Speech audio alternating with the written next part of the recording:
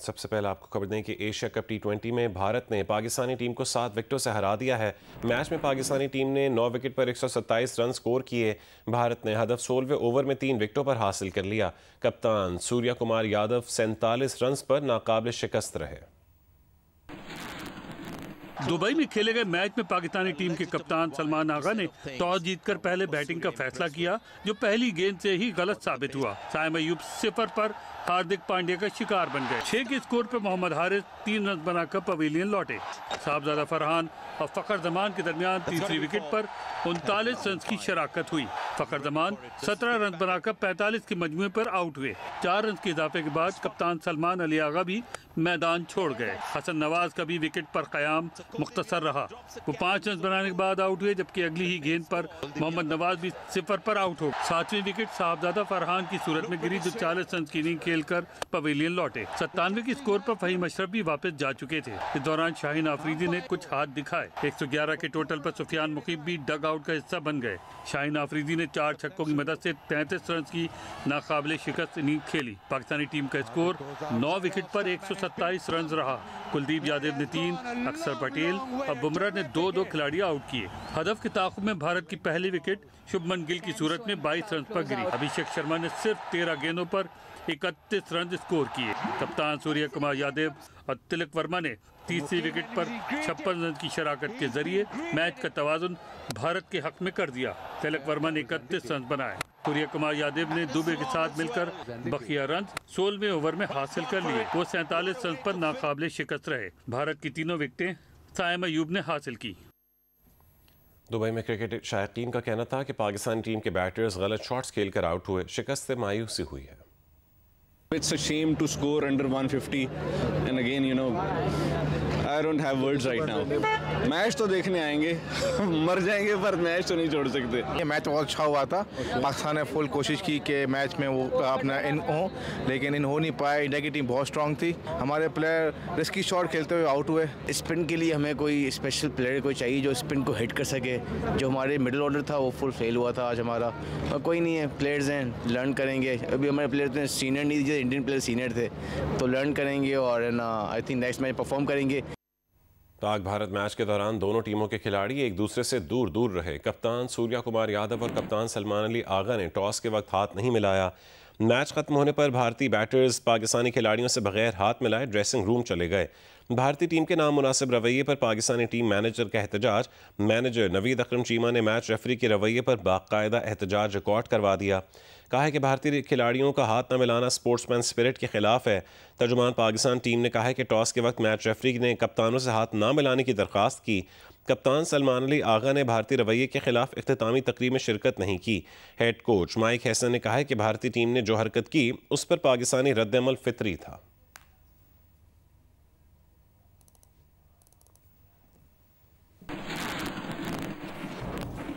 सदर Asian cricket council और chairman Pakistan cricket board Mohsin Naqvi ने कहा है कि खेल में सियासत को घसीटना उसकी असल रूह के खिलाफ है। उम्मीद है आइंदा फतूहात तमाम टीमें वक़ार और खुश इखलाकी से मनाएंगी।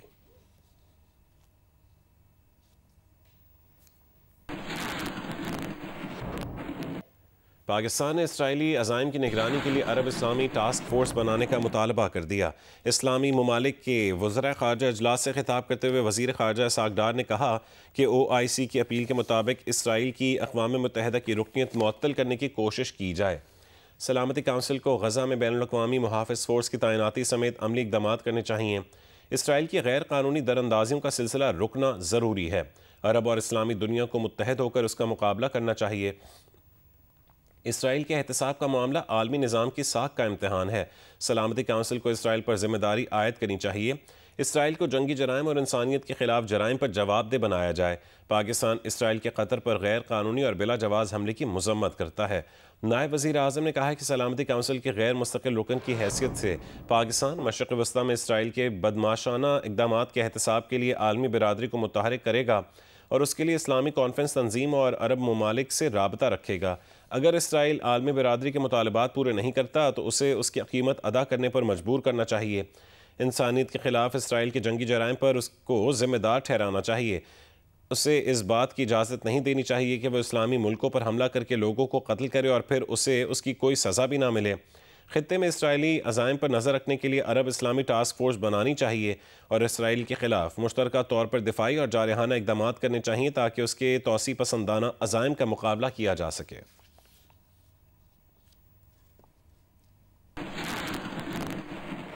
आज होने वाले अरब इस्लामी सरबराही इजलास में पेश की जाने वाली करारदाद का मुसवदा सामने आ गया है।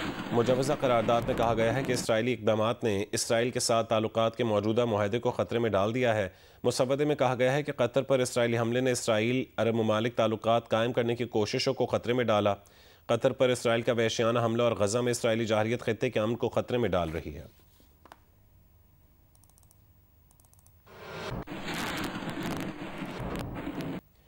कतर में अरब इस्लामी कॉन्फ्रेंस के मौके पर कतरी वज़ीर आज़म शेख मोहम्मद बिन अब्दुल रहमान ने कहा है कि इसराइली हुकूमत जानबूझकर जंग का दायरा खित्ते के दीगर मुल्कों तक फैलाना चाह रही है। इसराइली हमले का सख्त और मौसर जवाब दिया जाना चाहिए। And within this context, we express our appreciation to the Arab states who condemned this Israeli barbaric attack and their support to the lawful measures we will take to safeguard our sovereignty. Attacking Qatar's sovereignty is a violation of the UN Charter, namely Article 4, which prohibits the use of force against countries and its sovereignty. It is also a flagrant violation of the international norms and humanitarian tenets. It cannot be an isolated incident that can go unpunished. It must be met with fierce and firm measures.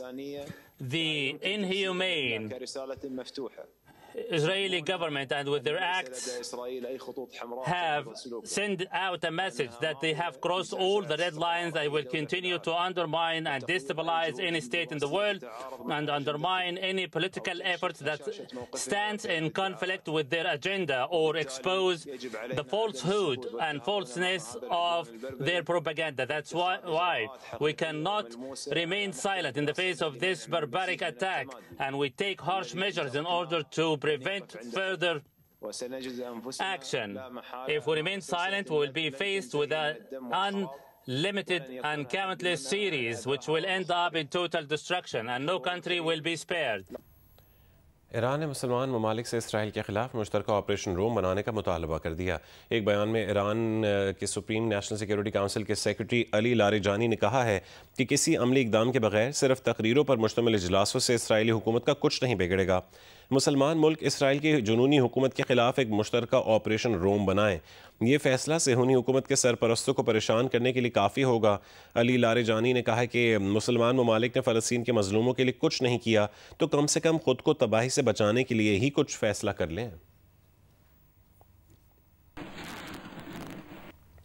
दरियाए Sindh में गुड्डू, सखर और कोटी barrage पर पानी की आमद में इजाफा जारी है।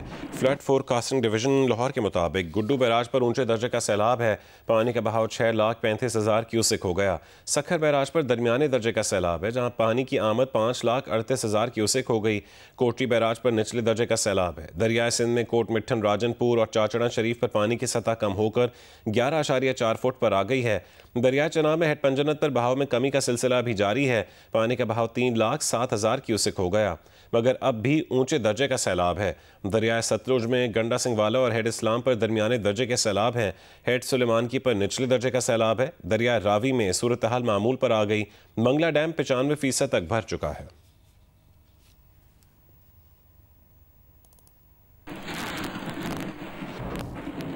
लोधरा में सैलाब के बायस हज़ारों एकड़ पर काश्त मुख्तलिफ सब्जियों की फसलें तबाह हो गई हैं। काश्तकारों का कहना है कि सब्जियों की किल्लत से कीमतों में 100% तक इजाफा हो सकता है।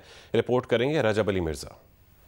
जी बिल्कुल, दरियाए सतलुज में आने वाले सैलाब ने लोधरा में 1 लाख एकड़ के करीब मुख्तलिफ फसलों को बुरी तरह मुतासर किया है। मुतासर होने वाले इन फसलों में हज़ारों एकड़ पर सब्जियों की फसलें काश्त थी। मैं इस वक्त मौजूद हूँ मुंशी वाला पे। मेरे साथ एक काश्तकार मौजूद हैं जो सब्जियों की फसल काश्त करते थे। उनसे पूछते हैं, भाईजान कौन कौन सी सब्जियाँ आपने काश्त की? ये जो हमारी सब्जी है ना सर, ये भिंडी हो गई, बैंगल हो गया, गोभी हो गई, प्याज हो गया और मुख्तलिफ और तूरी वगैरह हो गई। ये बहुत हमारा नुकसान हो गया। हम गरीब आदमी हैं और हमारे हुकूमत पाकिस्तान से ये मुतालबा है कि हमें ये इसका इजाला दिया जाए। जी, जैसा कि आपने सुना, इन काश्तकार का ये कहना था कि सब्जियों की फसलें तबाह होने से मार्केट पे इसका इम्पैक्ट पड़ेगा, सब्जियां 2 गुना से ज़्यादा महंगी हो जाएंगी और महंगाई का ये सिलसिला अगले कई माह तक जारी रह सकता है। जी, ज़िला घोटकी के दरियाए सिंध में ऊंचे दर्जे की सैलाबी सूरत हाल है। इस दौरान ज़मीनी राबते मुनक़ता होने से मकामी अफराद को बहुत सी मुश्किलात का सामना है। मुतासरीन ने एक गाँव से दूसरे गाँव जाने के लिए छोटी कश्तियाँ बना ली हैं। तफसील बताएंगे नज़ीर अहमद। जी, इस वक्त हम जिला घोटकी के इलाके अब्रो लखन गांव में मौजूद हैं। ये गांव इस वक्त जो है दरियाए सिंध के पानी की लपेट में है। मुकम्मल तौर पर इस गांव का राब्ता जो है हिफाजती बंद से मुनक़ता हो चुका है और जबकि यहाँ पर जो है कश्तियों का इस्तेमाल करने के लिए बड़ी कश्तियाँ तो एक जानिब इस्तेमाल की जाती हैं, मगर यहाँ पर इस वक्त मकामी लोग जो हैं छोटी कश्तियाँ जो हैं वो हाथों से बनाई हुई उसका इस्तेमाल कर रहे हैं। इस वक्त हम जिस कश्ती पर मौजूद हैं ये एक ट्यूब की मदद से जो है ये बनाई गई है। इसके अंदर हवा भरकर लकड़ियों का ऊपर जाल बिछाकर जो है इसे बनाया गया है। यहाँ के मकामी जो लोग हैं, बच्चे हैं, खवातीन हैं, वो इन कश्तियों पर जो है एक गांव से दूसरे गांव जाने के लिए इन छोटी कश्तियों का इस्तेमाल करते हैं। जबकि जिले इंतजामिया की जानिब से यहाँ पर जो है रेस्क्यू ऑपरेशन जो है वो शुरू नहीं किया जा सका है, जिसकी वजह से लोगों को मुश्किलात का सामना है। जबकि दरियाए सिंध में इस वक्त ऊंचे दर्जे का सैलाब होने की वजह से मुतअद्दिद देहातों का जमीनी राब्ता मुनक़ता हो चुका है। जी, दरिया सिंध में आने वाले सैलाबी रैली की सतह में मुसलसल इजाफा जारी है, जिसके बायस माहीगीरों ने शिकार पर जाने के बजाय अपनी कश्तियां किनारों पर लाकर खड़ी कर दी हैं। वजह बता रहे हैं शाहिद सिद्दीकी। जी, मैं इस वक्त ठट्टा सुजावल पुल के मुकाम पर दरियाए सिंध के वस्त में मौजूद हूँ। इस वक्त दरियाए सिंध में 2,61,000 से जायद का सैलाबी रेला जो है यहाँ से गुजर रहा है। इस वक्त पानी का जो बहाव है समंदर की जानिब पे ये इंतहाई तेजी के साथ जो है ये अपनी आखिरी मंजिल समंदर की जानिब रवा दवा है। पानी की सतह में जैसे जैसे इजाफा हो रहा है वैसे वैसे जो माहीगीर हैं वो हमें इंतहाई खुश नज़र नहीं आते हैं। आप ये देख सकते हैं कि यहाँ पर ये जो कश्तियाँ हैं ये साहिल आकर खड़ी कर दी गई हैं। इनमें जो माहीगीर थे जो शिकार के लिए खास तौर से जो पल्ला मछली का शिकार है वो इस वक्त दरिया सिंध में उरूज पर होता था, लेकिन इस वक्त पानी का बहाव तेज होने की वजह से जो ये कश्तियां साहिल के किनारे पर लाकर खड़ी कर दी गई हैं।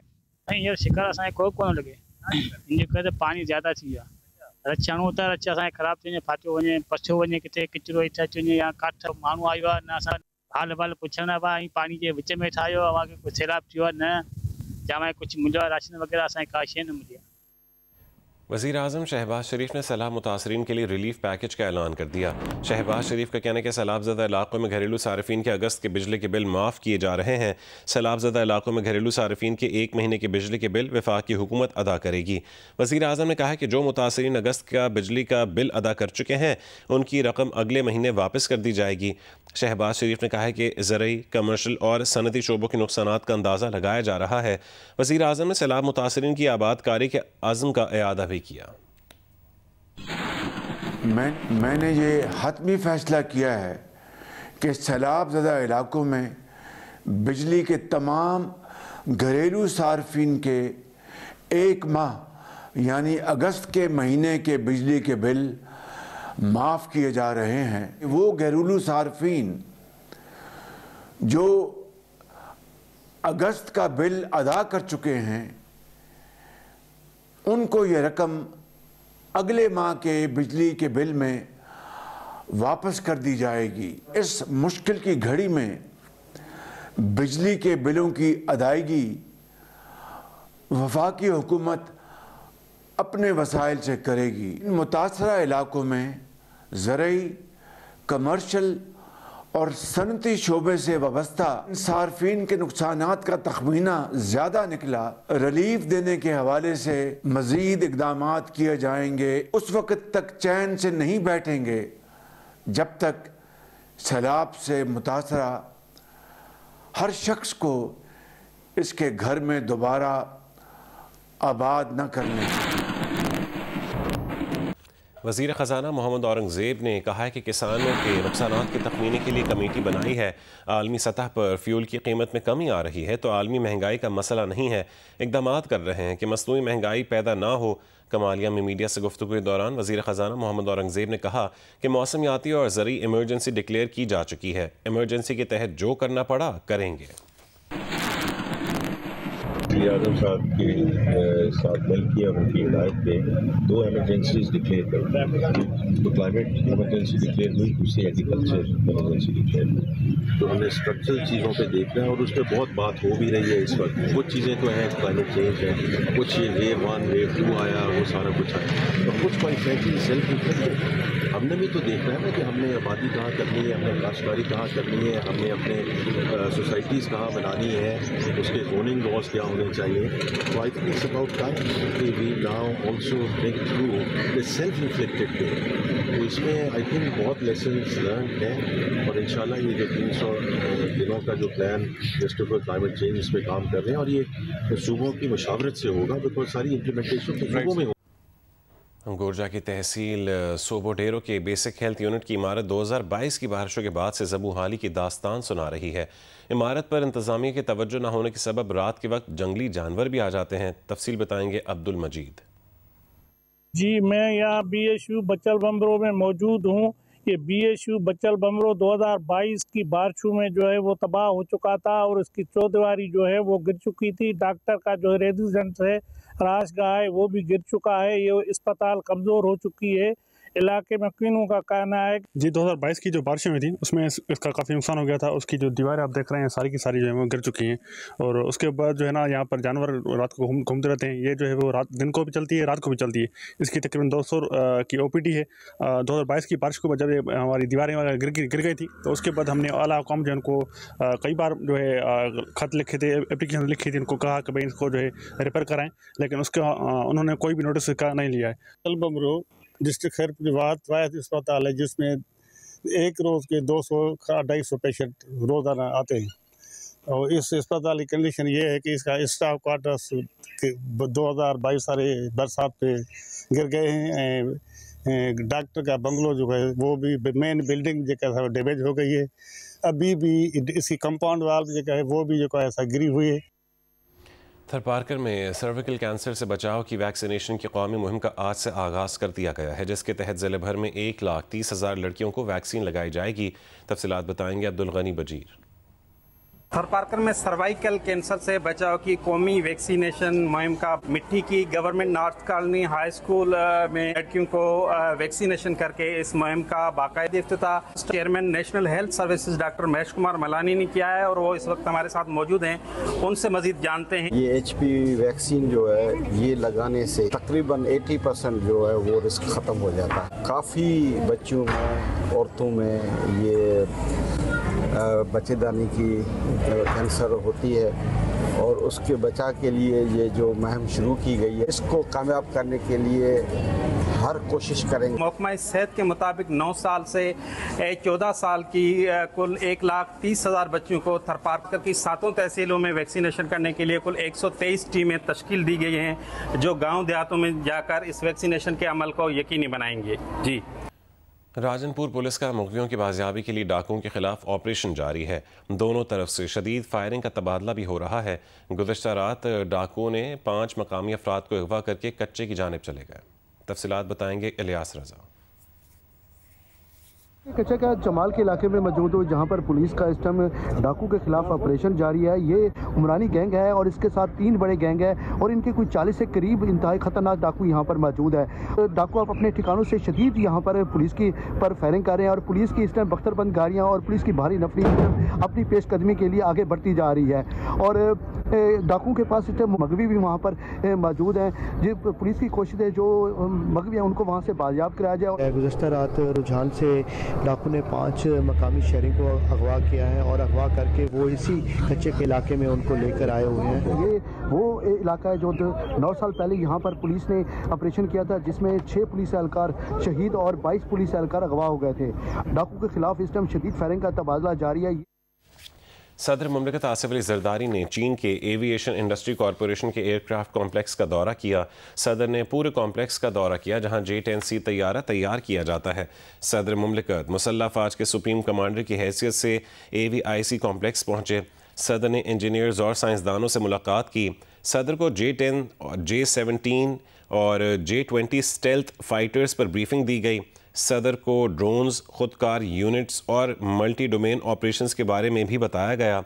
सदर मुमलिकत ने कहा है कि J-10 और JF-17 ने पाक फ़ज़ाई को मजबूत बनाया। मई 2025 के मारका हक़ और ऑपरेशन बुनियान मरसूस में इन तैयारों की कारकर्दगी नुमाया रही। सदर जरदारी पहले गैर मुल्की सरबराह हैं जिन्होंने इस कॉम्प्लेक्स का दौरा किया। Chairman Bilawal Bhutto, first lady Asifa Bhutto और सेनेटर सलीम मांडवी वाला भी सदर के हमराह थे। पाकिस्तानी सफ़ीर खलील हाशमी और चीनी सफ़ीर भी सदर मुमलिकत के साथ थे। पाकिस्तान चीन के साथ दिफाई पैदावार और हवाबाजी में ताउन बढ़ाने का अज़म रखता है। डेरा गाजी खान में कोह सुलेमान से निकलने वाले सैलाबी रेले ने तबाही के साथ इस बार खजाने भी लाए हैं, जिनमें सदियों पुराने नवादिरात, सिक्के और जवाहर शामिल हैं। सलीम बुज़दार रिपोर्ट कर रहे हैं।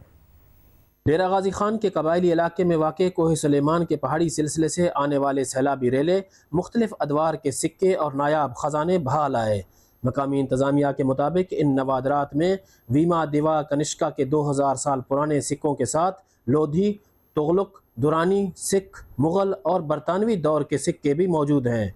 इसके अलावा अरब दुनिया, वस्ती एशिया, चीन और खुरासान के सिक्के भी मिले हैं। इन सिक्कों में बहुत से नायाब सिक्के भी मुझे नज़र आ रहे हैं जो कुशान डायनेस्टी के हैं। उसके बाद मुग़ल डायनेस्टी के सिक्कों के, दुरानियों के, सैयदों के और लोधी पीरियड के भी कॉइन्स मिल रहे हैं। कोह सुलेमान की पहाड़ी बरसाती नदी सखी सरवर से ये कीमती और कदीमी सिक्के और जवाहर मकामी लोगों को मिले, जिन्हें मुतल्लिका महकमे ने पॉलिटिकल इंतज़ामिया के ज़रिए कब्जे में ले लिया।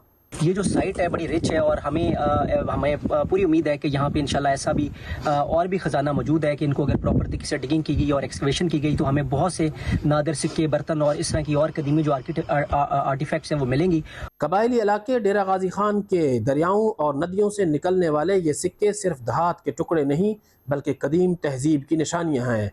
इन पर कंदा नकूश इस खित्ते के शानदार माजी, पुरानी सल्तनतों और दूर दराज तजारती रास्तों की झलक दिखाते हैं। सलीम बुज़दार, जियो न्यूज़, ट्राइबल एरिया, डेरा गाजी खान। स्कॉटलैंड में इस्लामोफोबिया तेज़ी से फैल रहा है। मसाजिद और मुसलमानों पर हमले किए जा रहे हैं। ग्लासगो से रिपोर्ट करेंगे ताहिर नाम शेख। स्कॉटलैंड में इस्लामोफोबिया तेज़ी के साथ फैल रहा है। इस साल के शुरू से लेकर अब तक कई मसाजिद पर ख़तरनाक किस्म के हमले हो चुके हैं। जनवरी में एक 17 साल लड़के ने ग्रीनक की मस्जिद को आग लगाने और नमाजियों के इज्तमाई कत्ल की खौफनाक साजिश तैयार की थी। मुलज़म को असला समेत गिरफ्तार कर लिया गया था और अदालत ने गुज़श्ता माह उसको 10 साल कैद की सज़ा दी है। मार्च में एबरडीन की मस्जिद के बाहर उस वक़्त तोड़ फोड़ की गई जबकि नमाजी मस्जिद के अंदर थे। खिड़कियों पर पत्थर मारे गए और बाहर हाथे में पेंट का छिड़काव किया गया। अप्रैल में ही एल्गन की एक मस्जिद को तीसरी बार आग लगाई गई। जून में स्टर्लिंग के नज़दीक आलवा में एक 36 साल शख्स को मस्जिद को आग लगाने के जुर्म में गिरफ्तार किया गया था।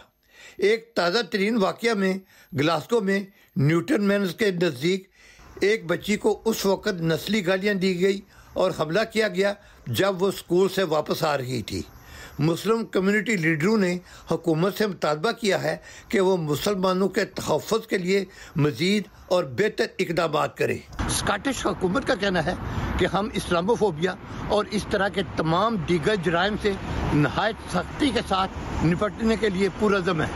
कैमरामैन राना सरीबिरार के साथ Tahir Inam Sheikh, Geo News, Glasgow, Scotland. National Academy of Performing Arts और तहजीब फाउंडेशन के ज़ेर एहतमाम 15वां तहजीब फेस्टिवल नापा के ज़िया मोहिउद्दीन थिएटर में मौसीकी की यादगार परफॉर्मेंस के साथ इख्तिताम पजीर हो गया। देखिए वकास आलम अंगारिया की रिपोर्ट। तहजीब फेस्टिवल के दूसरे दिन की इब्तदाई परफॉर्मेंस ज़ारा मदनी ने पेश की, जिन्होंने सूफ़ी तबस्सुम की मशहूर गज़ल वो मुझसे हुए हम कलाम पेश किया। फेस्टिवल के इफ्तिताही रोज़ बीनाई से महरूम फनकारा महक राशिद ने बैक वक्त तानपुरा बजाते हुए ख्याल ठुमरी पेश की, जिस पर हाजरीन ने दिल खोल कर दाद दी। तहजीब फाउंडेशन की इंतज़ामिया का कहना था कि फेस्टिवल में अजीम तबला नवाज उस्ताद उम्र हयात खान और उस्ताद बशीर खान को खराज तहसीन पेश किया गया। फेस्टिवल के पहले दिन की तरह आखिरी रोज़ भी पूरे ऑडिटोरियम के शुरका ने परफॉर्मेंस को सराहा और फनकारों को दिल खोल कर दाद दी। कैमरामैन महबूब अली के साथ वक्कास आलम अंगारिया, जियो न्यूज़, कराची।